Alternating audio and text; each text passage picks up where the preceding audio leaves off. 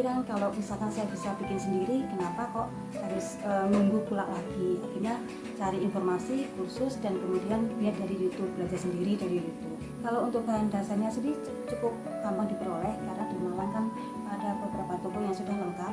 Sampai yang saya pernah jauh itu di Papua sama di negara Turki. Cuma di negara Turki itu saya mengirimnya lewat saudaranya yang di sini.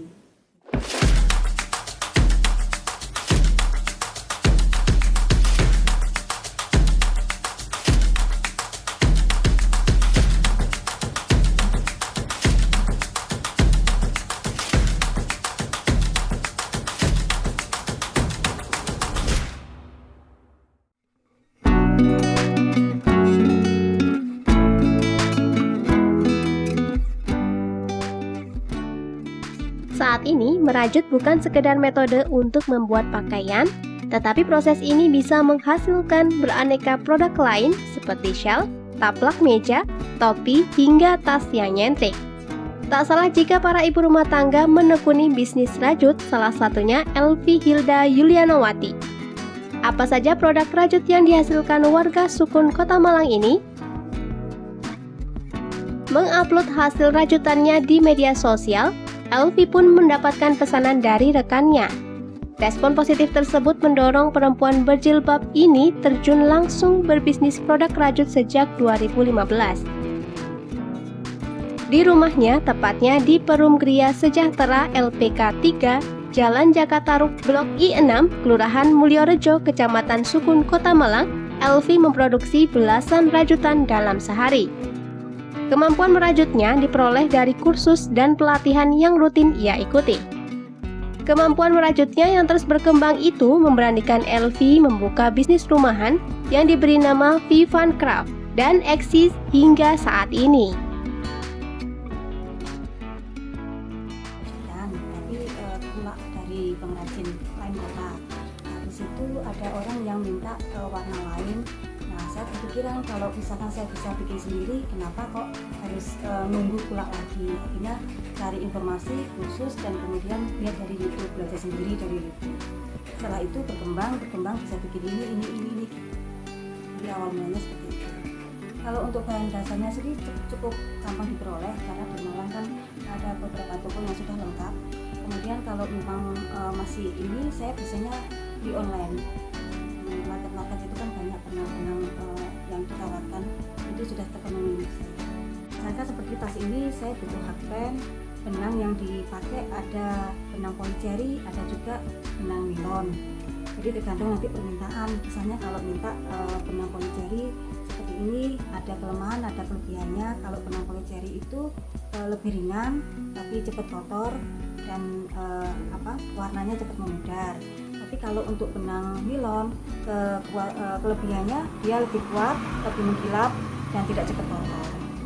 Harga jual juga berbeda antara benang nilon sama benang polyceri. Main di model aja, maksudnya inovasi model itu harus selalu kita tunjukkan. Jadi biar masyarakat atau konsumen itu tidak bosan dengan apa yang kita tawarkan. Kalau model-model itu aja kan jadi bosan. Jadi harus ada diversifikasi model. Harga produk rajutnya dibanderol mulai Rp5.000 hingga Rp500.000, tergantung jenis dan tingkat kerumitannya. Meski masih dikerjakan sendiri, Elvi berharap bisnis rajutnya ini dapat terus berkembang sehingga nantinya siap menyesuaikan permintaan pasar dalam jumlah banyak. Satu bulannya saya hanya mampu mungkin sekitar 4-5, tergantung tingkat besar kecilnya ukuran tas. Kalau untuk taplak itu mungkin satu bulannya itu masih bisa sekitar 6-7 taplak saya masih bisa. Jadi tergantung barang apa yang mau saya buat. Kalau gantungan kunci satu hari bisa 10 atau 12 gantungan kunci bisa. Konsumen sendiri kan kebanyakan saya online. Itu mulai dari Malang kota sendiri, Surabaya, Kediri, Mojokerto, sampai yang saya pernah jauh itu di Papua sama di negara Turki. Cuma di negara Turki itu saya mengirimnya lewat saudaranya yang di sini. apabila usaha ini semakin besar, saya kepinginnya bisa merekrut para perajut-perajut ataupun orang yang belum bisa merajut, sehingga saya ajari bisa untuk membantu saya ataupun mereka berusaha sendiri membuat rajutan berproduksi sebagai ibu rumah tangga yang produktif. Dari Kota Malang, Kidot Mayantara Media Group melaporkan.